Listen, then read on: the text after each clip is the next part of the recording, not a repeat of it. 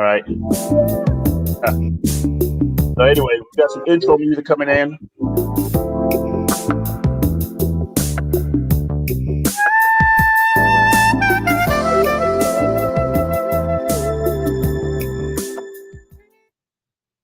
Hello, hello, hello, hello, hello, everybody. This is James Peters with Keller Williams and Peters Legacy Realty Group, coming to you from gloomy Atlanta. I don't know what's going on. The weather's been a little bit underwhelming today. Well, you know what? Hey, it's a beautiful day. You know, sun may not be shining, but we are alive and here for it. Give me 1 second here.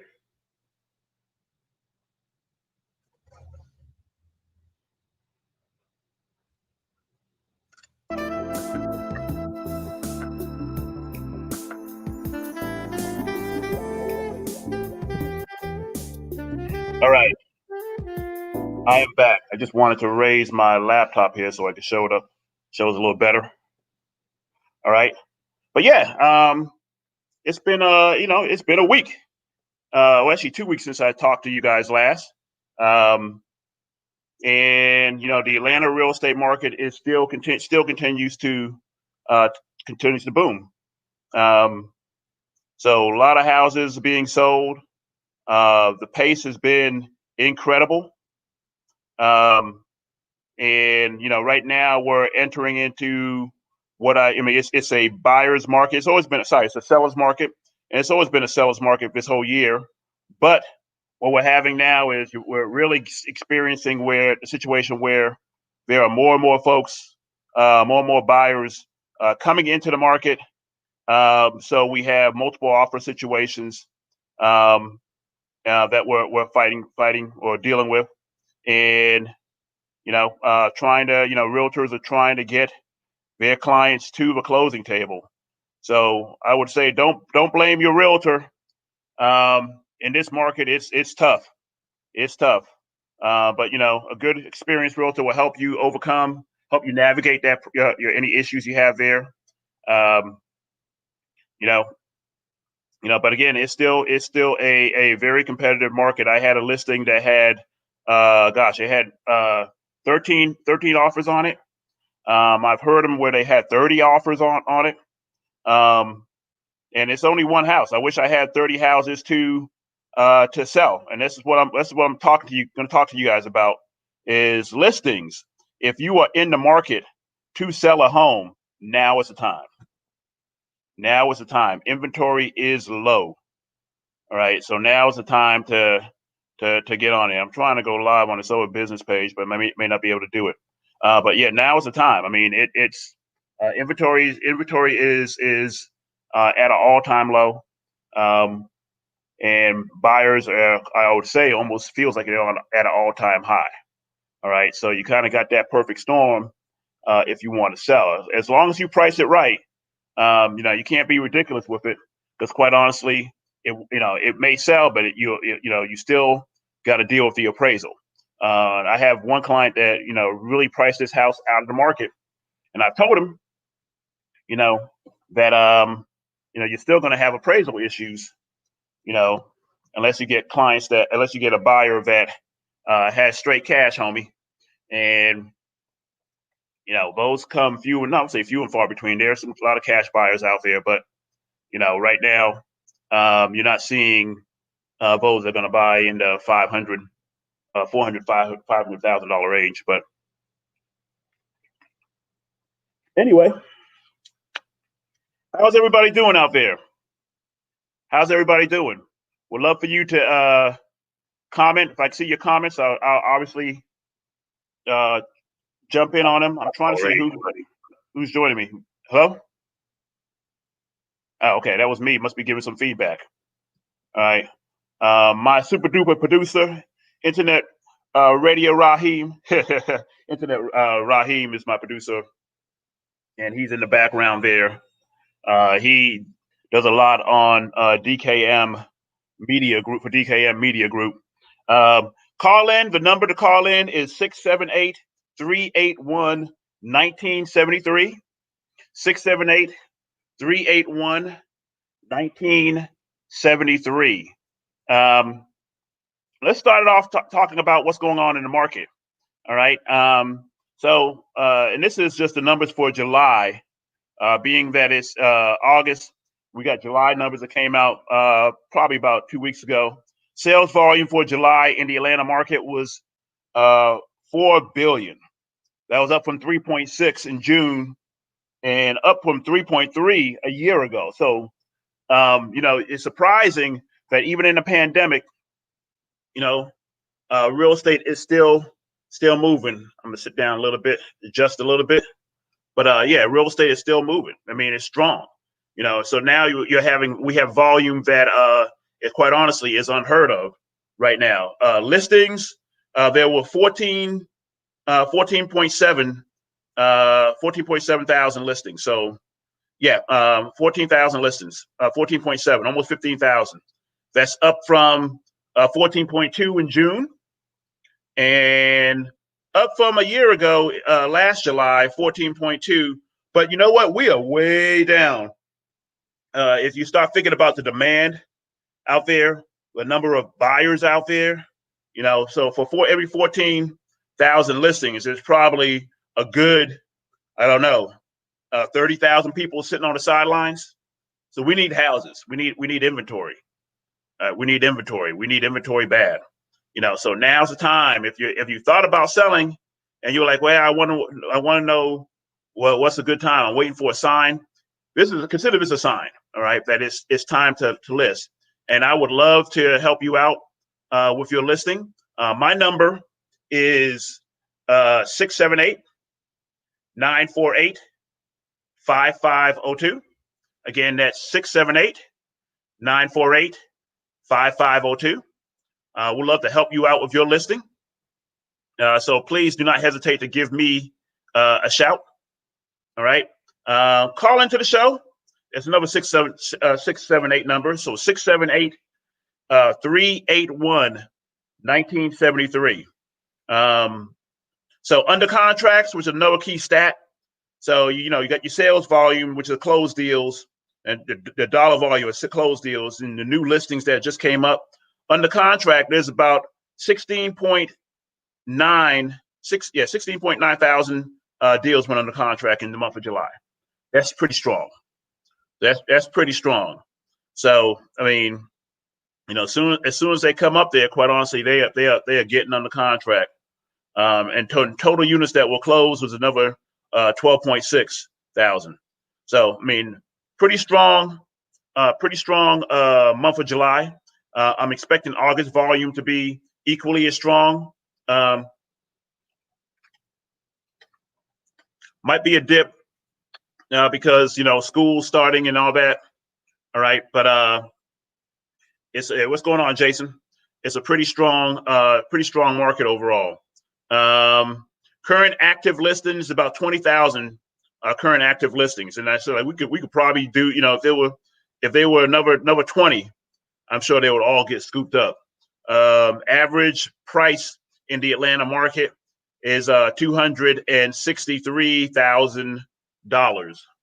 All right, so it's a pretty strong market right now in Atlanta. What we're having again, it's a seller's market. So if you're in the market to list the property, let's say you're sitting in your old house and you're saying, hey, maybe it's time. Maybe you're an investor and you have a property, and you're like, yeah, you know what? I'm tired of doing the investor thing. I'm tired of being a landlord.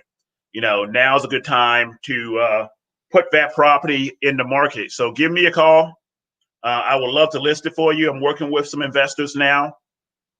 One that his current renter had a renter for 17 years. That's a nice little stream. But he was tired of, he's tired of doing the renter thing, of doing the landlord thing. So he encouraged, he's selling the property. And the good thing is, this guy, he's a good dude. So he's a good dude.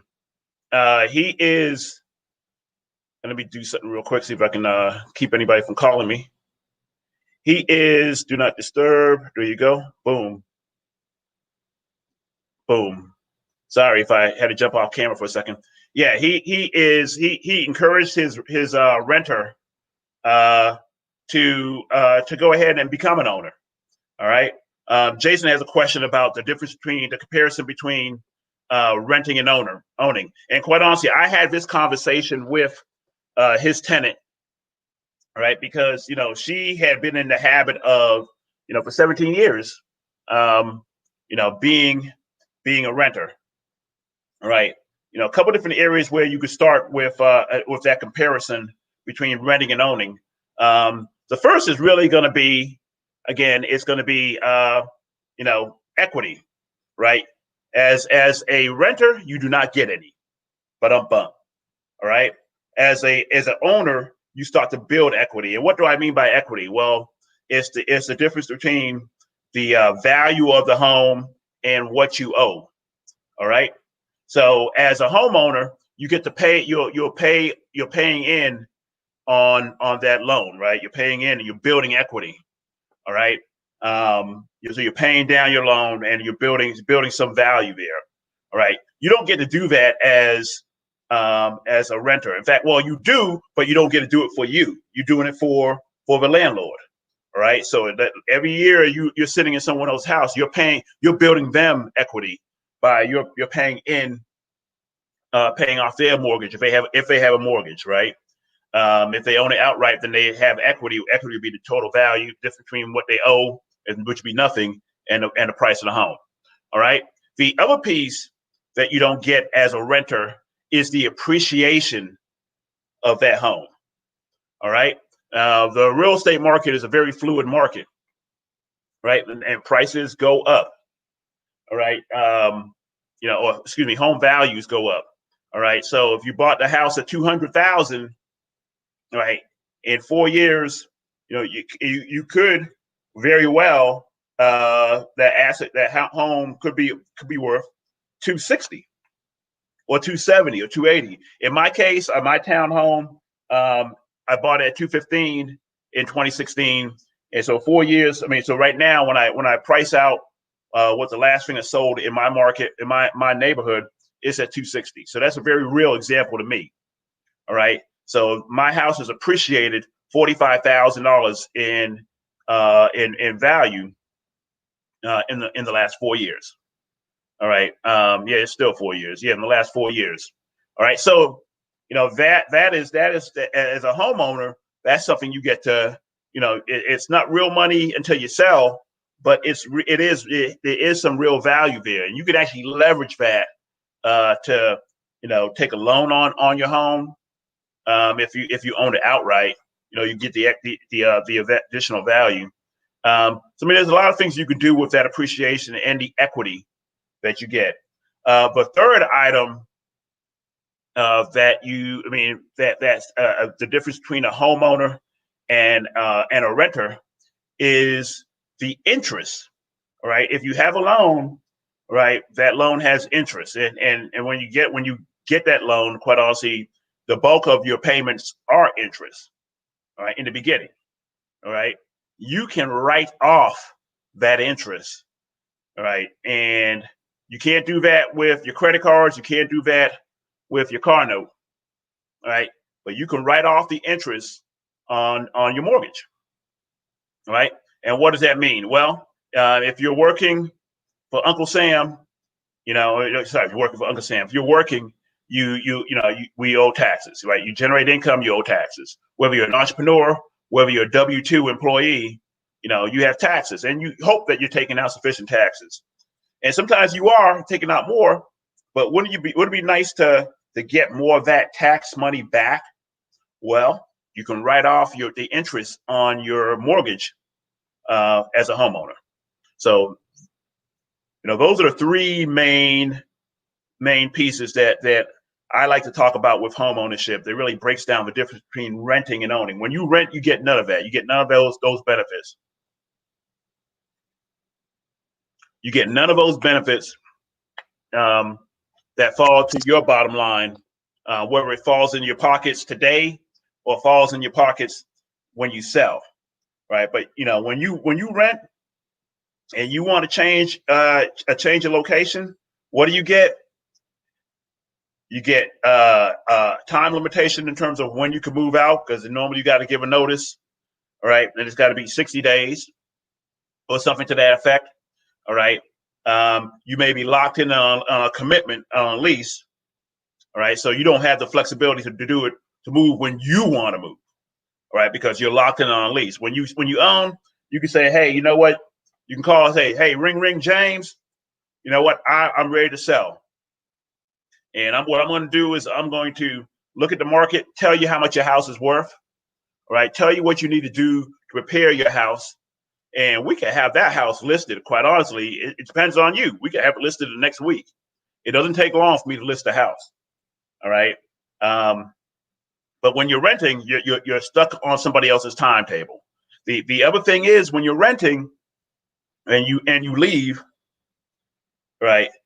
There is you don't get no no impact to your bank account, right? Other than you might get your deposit back, but chances are, you're not. If you've been in there for any period of time, it's going to be hard for you to get your deposit back, because really, that deposit really is going to cover the wear and tear on the property, right? So, you got little kids. I know my son back in the day, I had to ban him from having red Kool-Aid in the room, because it was so red, any color Kool-Aid. If it wasn't lemonade, you couldn't take it back to your room. And if it wasn't in a sippy cup that was, tight, you couldn't take it back to your room. All right, because kids do what kids do, right? They stain things, they tear stuff up. What's up, Herman Weathersby? What's going on in Boston, brother? All right. So, that's generally kind of the big difference. I know that was Jason's question. And you guys, if you have any other questions, come on, let me hear your voice. Jump in, give me a call. The number is 678-381-1973. 678-381-1973. This is James Peters coming to you live from Atlanta. Actually, I'm at home here. Normally, every once in a while, I'm in the studio. As of late, with this pandemic, I've been sitting at home. What's up, bro? Yeah, I've been sitting at home, but actually, Ma Dukes, Herman, mom's is upstairs. She's up here visiting. All right. Last time I broadcast, I guess it was 2 weeks ago, she was walking back and forth. I'm like, Mom, I'm going live, but Mom don't care. That's how it goes. That's how it goes. When you're 70 some odd years, you get to do what you want to do. So no problem there. So let's talk about listings. Let's talk about, I always talk about buyers, because I love buyers and I want to help people buy homes. All right. But I know you guys are out there that have your homes and your investment properties, and you're thinking about selling. And what is it you need to do in order to get your house ready to prepare your house to get on the market? I'm gonna cover the entire process, but I'm also going to talk about just a couple steps. So if you're thinking about selling, number one, call me. Right. So call this guy right here. Right. Get in touch with your realtor, so I can sit down and I can work hard for you. All right. Jason, I'm gonna get back to that question, because I got an example for you. All right. He has a question on when's a good time to start looking into buying a home. All right. So call me. All right. Second step is get yourself pre-qualified to buy. All right. And the reason why I say this, because when you're selling a home, you're also planning on going somewhere, right? So let's make sure that you are ready to buy. So ready to buy, so we could take advantage of it. I had a client that reached out to me the other day, and she was like, James, I'm tired of my house. I'm ready to sell. First thing I did was I said, hey, you called the right person. All right. And I set her up on kind of, a search to figure out where you are. Figure out what's out there, what you like. All right. Terrell Patton, one of the best brokers in here. Terrell, write this number down, man. If you got a minute, call my show, brother. 678-381-1973. Would love to have you join and talk about your business, talk about the real estate market. If you got a second, man, give me a shout. All right. So yeah, you got to get even as a seller, you need to get pre-qualified so we know where you're going. All right. In this case, an example, she wasn't ready. She wasn't ready, and she needs another year in order to get herself financially ready, in order to so she can get another loan. All right. But so I mean, as much as I wanted to list her house, I was like, hey, I want to make sure you know where you're going. All right. But my next step with her would have been to price that home correctly. So I already started the CMA process, already went out there and started to look at pricing for her. What we will price that market out, price that home out at. Price that home. Golly, I've got the stutters going on. All right. So I always make sure that I know exactly what we could come to market with. And then I want to price it good because I price it with the intention of selling it. I am a realtor. I sell houses. I don't just list them. All right. So I know if you're out there, you want to get, the maximum for your house, which is good. Make sure that it's within the market and not outside of the market. All right. The other thing I suggest to my clients is to do a pre-inspection. And what is that? So when someone buys your house, they're going to inspect it. All right. And you need to know what's going on with your house. You need to know the good, the bad, and the ugly, right? Before you put it on the market. Otherwise, you'll be shocked into, okay, you have a great price, but you're not taking that into consideration that, what, I may have to take care of X, Y, Z in order to make my house really marketable. And quite honestly, you'll see houses on the market and they'll go under contract and then fall out.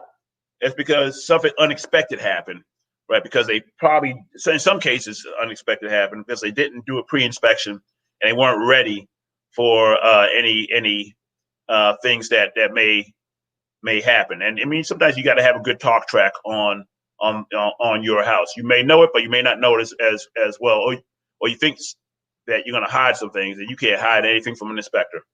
All right. The next thing is declutter. Declutter. Make that house. You got to depersonalize it. So like in my house, I would have to take all the pictures off the mantle. All right. The Malcolm X picture is coming down. All right. I'm just going to depersonalize this house because I want to make this house available to sell for a wide variety of people, not just someone who likes my taste. And also by decluttering, you're allowing them to see how expansive your house is. All right. So, it's definitely a good thing to declutter your house and get that ready. The last tip is professional photography. All right. Get good photos, right? Because that's going to allow your house to show well. All right. You get one shot as people are scrolling through those listings, and you want that house to pop. You want that house to show well. All right. So let's talk about prepping to purchase. All right. So on the buy side, right? Again, getting pre-qualified to buy. And I know I got lenders out here. So if your lender, you want to hit me up, call me at 678-381-1973. And you can either co-sign or give me your thoughts on what borrowers need to do to prep to get ready to purchase. All right. So from my perspective, obviously you need your tax information. You need your W-2s. All right. You need to understand the difference between being a 1099 employee and being a W-2 employee. All right. And, 1099 employees, I want to say are tougher, but, you got to have a solid work history, a documented work history, taxable work history. All right. W-2, same thing. You want to be taxable. I mean, you want to file taxes, and you still, but in both cases, you want to be in the same industry for a period of time, right? That's what lenders need in order to feel comfortable in writing a loan. I mean, when it comes down to it, on getting a loan, it has more to do with making them comfortable that you have repeatable, reliable income, right? And they know it, and you're able to demonstrate that and document it. All right, so that's definitely a big thing. As far as an age, Jason, you had asked that question about a good age to start looking at a home. Quite honestly, I bought when I was 28. I got a client that I met this weekend, and he was 24. He's 24 years old, and he went under contract. Yesterday, I was talking to a 23-year-old young man, and he's thinking about buying. You know what I mean? So it depends on your situation. If you're going to buy by yourself, if you're buying with, a co-signer, all right. But you want to make sure, again, that you have income, right? Reliable income. Depending on your area, how much income will help you dictate, what type of home. Well, not depending on your area, but like Atlanta has price points all over the place, and you may have to make a sacrifice. You may not be able to live out in Lawrenceville, if your income is not strong.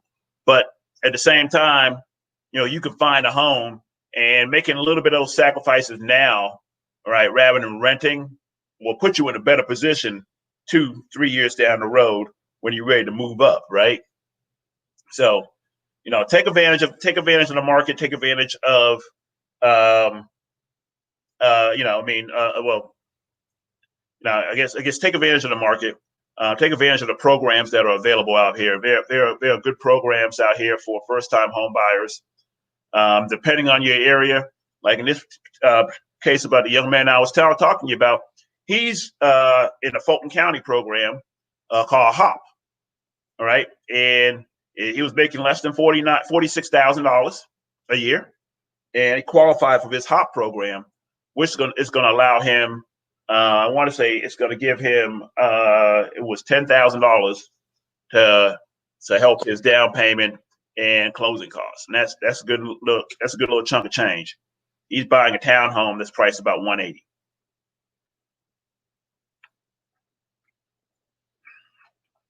So, wide variety of ages. The age is nothing but a number when it comes to real estate.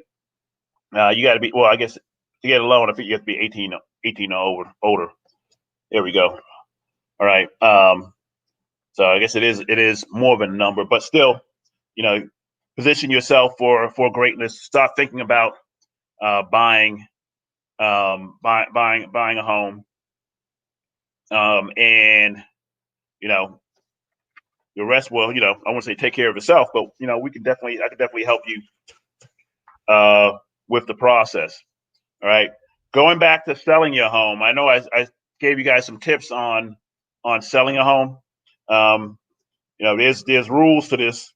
I was going to start to count off like the 10 crack commandments. Ooh, can I say that on radio? 1, 2, 3, 4, 5, 6, 7, 8, 9. Yeah, there's steps to this game. All right. In selling a home, and like the circle of life. No, I guess the circle of life is different. Starting off with a realtor is key in both buying and selling. All right. Establishing that price of your home, and while you're attached to that house, what you got to do is you got to take away a little bit of the emotion of that house so we can price it correctly for the marketplace. All right. And what I mean by that is, you love your house. Everybody loves their house, or you might hate it. All right. But either way, I'm going to need you to allow a realtor to give you an unemotional price. All right. It may be higher than you think. It may be lower than you think. All right. But establish a good price, because pricing it strategically, will dictate how quickly that house will sell in the market. So I want to make sure that we price your house to sell and not to sit. All right. So it needs to be in the market, in that gap between where the market is, and not above the market where it's just going to sit. Right. Again, prepping your home is key. So prepping your home, like I said, declutter. Go through your house. Do the pre-inspection. Understand what exactly is right and what's wrong with your house. Understand the value of the upgrades that you have in your house. Why is this? I need to get this. I guess that's not doing it.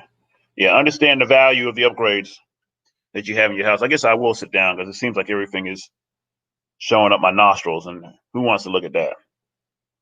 All right, there we go. All right, so understand the value of what you have in your house.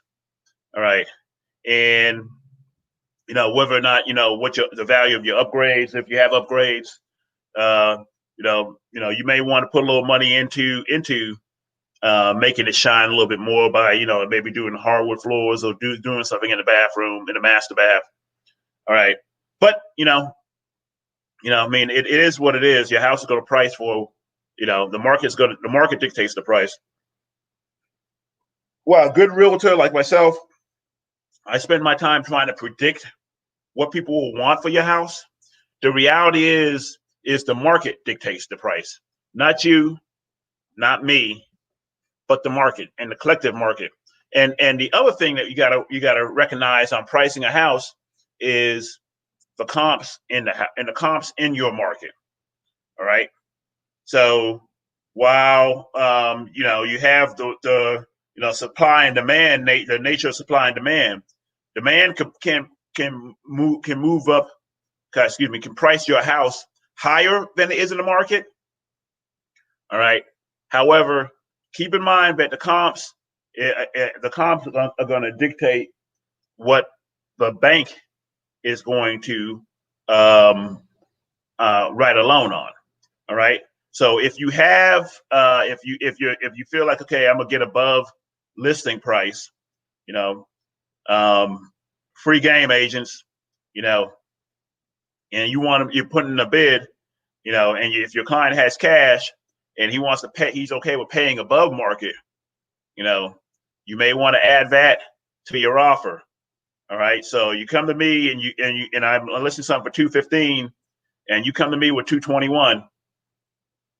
You got to instruct your clients that you may, if you write it into the contract, if they write it into the contract, if it's not in the contract, it's all free. But yeah, you may have to say, hey, you know what? You may have to be willing to pay additional $5K over axing out of pocket because the lender may not give it to you. All right.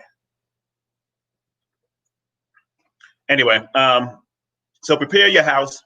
All right. List it for sale. So you get it in the marketplace. All right. Make sure that everything's right. Tax ID, your tax name, number, and all that good stuff. Make sure it's right. List it for sale, and make sure that your clients are going to give folks access to the house. I have clients I know it's COVID. All right. So you got to be willing to let people see it. You got to be willing to let people come into the house. All right. In this COVID environment, we'll protect you, but we'll leave, have some sanitizer, have some hand wipes, all that stuff laying around. Boom, got hand wipes. Keep sanitizer on deck. All right. It usually goes in my car. I got a stack in my car for when I meet with clients, or when I even list a house, I'll leave some there. All right. And the reason why I do that is because, again, COVID is real, and we want to make sure that we're protecting ourselves and people that come to the house against catching anything, because you don't know who's going to be in there. All right. And when you come home, you want to wipe everything down as a seller. All right. Leave all the doors open and the lights on during the showings. Why? Well, that's one less thing they got to flip a switch on. There's one less door one less handle they got to turn. All right. So you want to have them have access to everything. But also as a seller, you want to open up the blinds a little bit, let the light in. All right. Because again, light allows the house to look bigger, allows it to look a little more expansive. So that helps to list it. All right. So once you get some offers in, this is the part where you get to do a little negotiation. So your realtor named me. What I'm going to do is I'm going to take a look at the offers. I'm going to put them in a spreadsheet for you if we have more than one, and make sure you understand the difference between the offers. And I'm gonna give you my opinion on which one that I think is the strongest, right? And those elements that matter in an offer is going to be, the time of due diligence. How many days do they need to inspect your property? I don't want to take it off the market for 10 days if I don't have to. So I'm looking for a shorter period for my clients. All right. Because hey, if this was not the eventual buyer, I want to be able to put this back in the market relatively soon. All right. I'm also looking at what type of loan that they have. All right. We like conventional, but we like cash. Cash is still king. All right. An all cash, full price cash offer, take it all day long. All right. Because that closes quicker. Cash deals can close in 10 to, in as little as 10 days. Some places, if you get the right title company, they can close it in 7. All right. So cash is king. The next is going to be conventional. All right. Conventional loans require stronger credit. So you have a better feeling that buyer has a stronger profile. All right. VA is a strong loan. That's a 100% loan. All right. FHA is a strong loan and probably widely popular. But I would start off. Obviously it starts with cash, conventional, and then the VA, FHA. All right. How are they paying their down payment means a lot too, right? And it's no ding on the client, but when you're comparing offers, you're going to want one that's going to close, have a shorter close time. So my only thing about down payment assistance programs, it depends on how it's structured and how long it takes them to close. All right. Some down payment assistance programs take 45 to 60 days.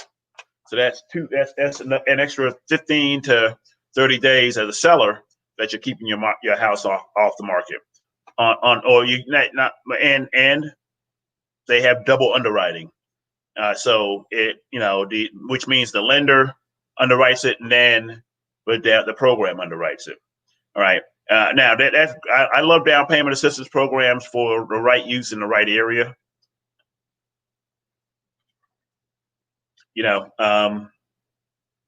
And with the right seller. All right. But it's not for everybody. All right. And all free money is not good money. I've had a client that found that out. We went through down payment assistance and was not able to qualify by $20. $20. So some of them are that finicky, where $20 knocked her out from that program. All right. Now I do have a young man that he's well under that. We're going through the underwriting process now, and he's actually buying new in a community where they recommended a down payment assistance program because they knew he would qualify for it, and it's the community leverages that quite a bit. All right, so there's a right time, right place for it. It doesn't fit everybody, and not every lender has access to a variety of programs. A lot of down payment assistance programs require a lender to be familiar with their program and to be on their list. All right. I always get dehydrated talking as much as I do on this program. But I love sharing knowledge with you guys. All right. So that's part of the negotiation sales in terms of how do you pick which deal is better. All right. So now we've identified that they've hit the right price. All right. And whether it's over list or under list, your seller, you being the seller, you're comfortable with that price. All right. Then we will accept that contract and go under contract. What happens on the buyer side is that's when they start their due diligence process and they come out and take a look at your house. All right. If we did a pre-inspection, we know where the issues are, if any, and we have a game plan towards them. So if the issue is, there's a water leak, well, we've already had a plumber come out, or we got one coming out. We fixed the situation, catching it before it spooks a client, right? Or a buyer. If they're, so that's what you want to do with the inspection is to help you catch these potential problems before someone sees them. And in a lot of cases, you have a first-time home buyer, you never know what's going through their mind, and they get spooked by a lot of things. I had one buyer when I had a listing where there was water. I tell you what, there was water in the yard. It rained. If you remember, April, it was just raining cats and dogs. And there was water in the yard way away from the house, right, where it pulled up. All right. That is not a real estate problem. That is not a big problem in real estate at all, right? If it was pulled up around the house and you went down to the basement and there was issues there, that's a bigger issue. But no, way away from the house, but they got spooked. So you never know what it is that spooks someone, because you don't know what's going through their mind. And quite honestly, it could be that they had a bad day, and the combination of everything is making them feel like, maybe now's not the right time for them to buy. All right. So but you got to be prepared for that during that inspection period. And one way to prepare you is to have that house pre-inspected, so you know the issues, you've addressed them, and it comes out clean. All right, and that's a confidence booster when that house comes out clean. When you get an inspection and they're talking about, your light switch, blasey, and that's the only item then you got a clean inspection.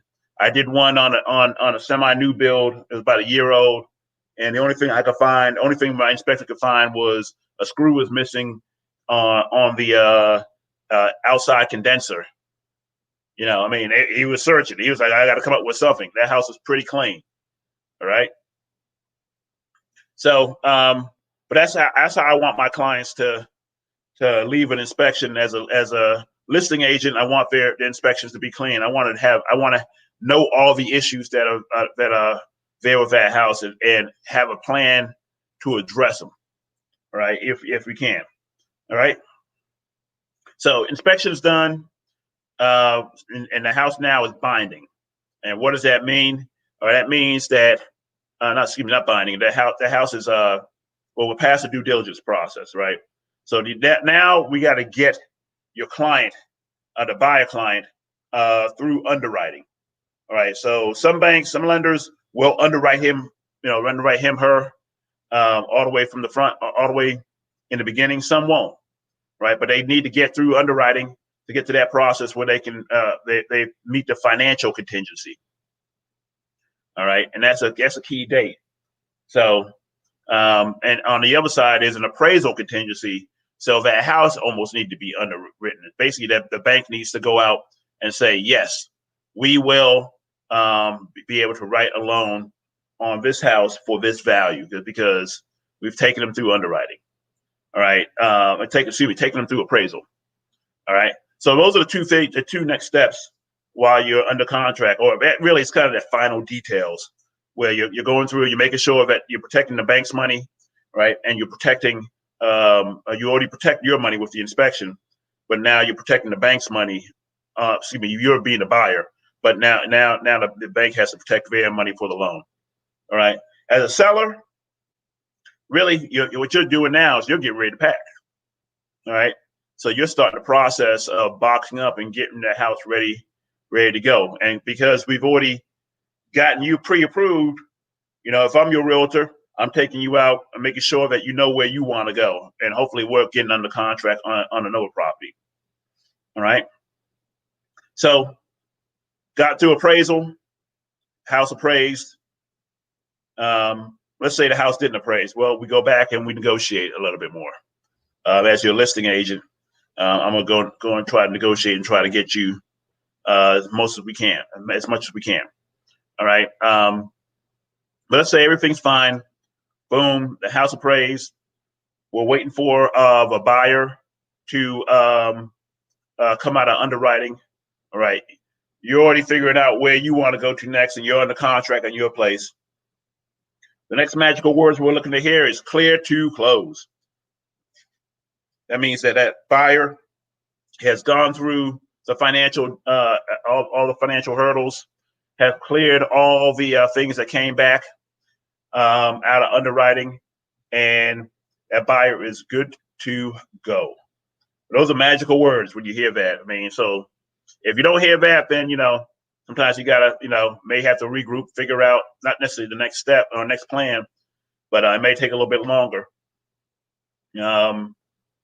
Depending on what the items are, right? So those are kind of the hurdles that you go through on the selling side. It's similar to the buying side. The last step is getting to the closing table, right? So you finding out you're going to talk to the attorneys here in Georgia, right? They're going to ask you, where do you want your proceeds to go? Where, what bank do we need to wire funds to pay off your existing mortgage, right? And in your mind, you're focusing on where you want to go next. All right. If I'm representing you and we got a buy-sell situation with, to any degree of luck, I'm able to have both closings at the same location. So we'll close in the morning on you selling your house, so you'll have proceeds for the afternoon close where you're buying your property. All right. I try to schedule them at the same location, or at least relatively close, depending on how much flexibility I have with the listing agent on the other side. All right. So if it's a new build, probably not going to have that much flexibility, so we may have to skate across town to get that done. If it's in a totally different area, we may have to go to another title company. Attorney's office. But if we're lucky enough to have them both in the same area, we can get them scheduled on the same day with one attorney. That's great, right? You can have breakfast, go to your first closing. Hey, Wendy, have breakfast, go to your first closing. Hey, Christina from high school, Wendy from HU. All right. Yeah, I'm a Bison. Howard Bison. Get used to it. You're going to hear a lot of it because your VP is about to be your new VP is about to educate you to that HU. That's Kamala Harris. All right. If you're watching this show, you better be voting for Kamala Harris. All right. And Joe. All right. So we've gotten you to underwriting. We've gotten you to the appraisal's done. You're sitting at the closing table, and you sold your house, and now we're moving on to you buying a new house. All right. So it's the same process in reverse. I try to coordinate that because I want to make sure that part of that transition goes easy for my clients. And the main thing is look, real estate, it's an easy process. It's simple, but it ain't easy. In the sense of, it's simple, but there's steps and there's rules to this game. I just laid out stuff on this chart. Let's see if you can get a screenshot. That's the selling process. Right. But there's you got you got a seller or a buyer on both ends. You got two agents on both ends of the transaction. Sometimes it goes smooth, sometimes it goes a little bumpy, right? Because it's managing the relationships. What the agents are supposed to do is help smooth out that process a little bit. All right. And what we hope from our clients, both the buyer and seller, is that you guys will listen to our advice. All right. Because our objective is to get you through this transaction smoothly, right? To make this transaction go smoothly, right? And, sometimes it does, sometimes it doesn't, but our objective is to bring both parties together. All right. So both parties get what they want. All right. It is 6:53 and I guess 6:51 on the official clock. All right. And I've been talking for 51 minutes, running my mouth. No one's joined in. Still time for you guys to call in. Tell me what's going on with you. Were there any other questions out there? Trying to see here. Did I answer all of Jason's questions? Comparison between renting and owning. Talk about that. Best time, good age to start looking for a home, for purchase a home. You know what I would say? The earlier the better. 18 being the earliest age. I think you can own real estate, or maybe not own real estate, but the earliest age you can get a loan. All right. So if you got cash, you can jump in as soon as you want to. If you don't, 18 is a good age. All right. Trying to wave to people, and some people are gone. There you go. That's not let me do that. All right. Yeah, 18 is a good age. But hey, if you're getting a loan, you got to have a job, right? And we want to make sure that you're financially able to purchase. All right. So that's a good thing to buy a house, get a mortgage. You got to be financially able to purchase. All right. So, the lender's going to be looking at that. Now, if you're just coming out of school, they actually treat your education, your time at school as like you were working. That was your job. All right. So if you got coming out of school and you got a letter saying that, hey, you got a job lined up, you can purchase then. Quite honestly, I would recommend getting that house before you get that car. All right. Let's not kill your debt to income ratio by getting that, car you think you were waiting on and jumping to an apartment. Get the house first. Get the house. If young people, get the house and then rent it out to your boy. Rent it out to your girl. Right. Rent out a room to your girl. Let them help pay your mortgage while you're going through this process. Free game. All right. If I didn't buy, like I said, I bought mine at 28. If I could have bought one when I was in college, that would have been awesome. Or before, after I graduated, right, and leverage that, and then let somebody else rent out the rooms in my house. All right. That'd have been a good look financially. I'd have been that much more ahead of the game from when I did buy the house, right?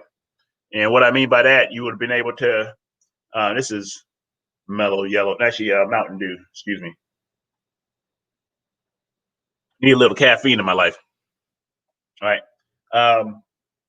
Yeah, I would have been able to rent that house out to my buddies, have them help contribute to my mortgage.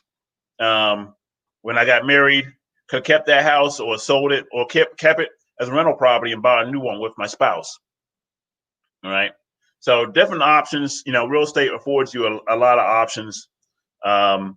This young man I was telling you about that is buying a house at 24. All right. It's going to probably be his bachelor pad at first, and I'm sure he's going to rent it out to his buddies. And then, as he moves on and as life puts you through different stages, he has another asset to leverage. So, and he's going to be that in a better position. So anyway, give me a shout if you want to talk real estate in your area. While I'm knowledgeable about real estate in the Atlanta market, I also have a wide range of people that I can refer your business to that will be local and that will be able to help you out. So Wendy, I'm not sure where you are. If you're here in Atlanta, Christina, I think you're in Boston. I got a few guys I referred to in Boston. I actually got a couple deals working there. I got deals working in South Carolina. I got clients in Florida. I got clients in Detroit. I've given out referrals there. In DC. So, I mean, I have a wide range of agents that, looking for me to give them a referral. I do get paid off referrals, full disclosure. All right. So it's not in Dallas. Oh, Dallas. Okay. Dallas. I miss Dallas. Been in Atlanta 4 years. I like Atlanta now. I'm not saying I'm moving back to Dallas. All right, but I do have agents in Dallas I can refer business to, Wendy. All right, hope all's going well for you down there, and you guys down in Texas staying away from that COVID-19. I know that it's cray down there. My son would not get on a plane to come see me because y'all wilding out down there, running around without masks. I guess they're doing it here in Atlanta too. I can't just blame you guys down there. Stay safe, people. Stay safe as we wrap this up. 2 minutes left. Stay safe. COVID is real. This virus is real, and need you guys to, we all need to survive this thing, and hopefully get to November so we can vote. All right. Not going to turn this into a political hour. Since we only have 1 minute left, maybe it's the political minute. Hey, if you made it this far to the end of my show, all right, no surprise that I'm voting Democrat. No surprise that I'm going to go for Biden and Harris. All right, if you know me, I think that what we have going on now, we need to change. We had 8 years of good stuff. We need to change to go back to a situation where the economy is gonna move forward. All right, that someone is going to be actually concerned about our health and welfare. All right, and manage this. The crisis management. Someone making rational decisions and listening to the science and to their advisors. All right. Man, what we got going on now is crazy. So we need to change. Wendy, I'm glad everything's good. Glad you're staying safe. All right, guys, it's the 7 o'clock hour. Actually, I got a minute here on the big screen. So I guess I still have a minute. Raheem, was there no one wanted to talk to me today? No one? I think they wanted you to educate, brother. Okay. Well, all right. They got me talking. I need another glass of water here. I'm waiting for us to get off so I can go ahead, sneak me another bottle. Bottle of water, that is, people. Bottle of water, the H2O. All right. Yeah. All right. Hey guys, I appreciate your time. Enjoy these sessions. Thanks for listening to me. Hopefully you got some value out of this. I would love for you to get your referrals. So if you know of anybody looking to buy, sell, or invest in real estate, please think of James Peters and my business, Peters Legacy Realty Group. On Instagram, it's at Peters Legacy Realty Group. On Facebook, you can find me on I believe it's James Peters Jr. Sells Atlanta. You'll find my business page, or just look me up, James Peters. Join my page if you send me a message saying, hey, I checked out your radio broadcast, or I saw you on Facebook. and I would love to chat with you about real estate. Would love to chat with you about buying, selling, or investing a home, or just talk in general. While it seems like I'm always out here trying to get additional business because I want to help people. My goal is to help 60 people this year, and I'm about 20. We'll count the 5 I have on the contract, about 28 in. All right. So I'm at the halfway mark. We got 4 good months left, and I still want to get to my goal of 60. So help me find some more. I wanted, because especially in the African American community, real estate is a good base to start your investments, to help you build your net worth. All right. Talk to you guys later. Raheem, you can take me out.